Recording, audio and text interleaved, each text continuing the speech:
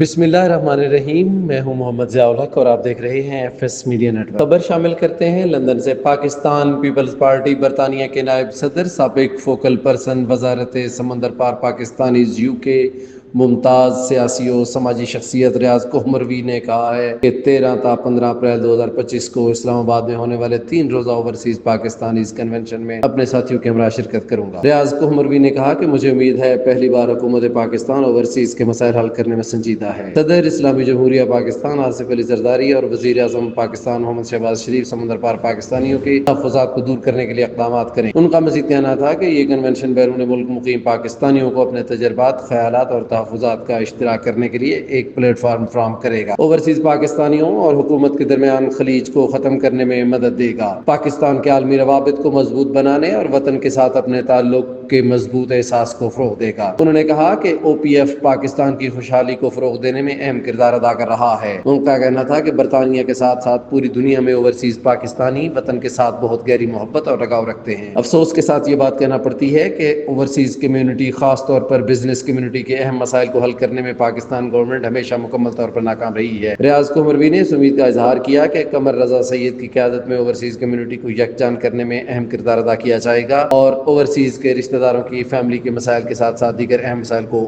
اولین بنیادوں پر حل کیا جائے گا۔ سبسکرائب کیجیے F S media network اور دیکھتے رہیے تازہ ترین تبصرے اور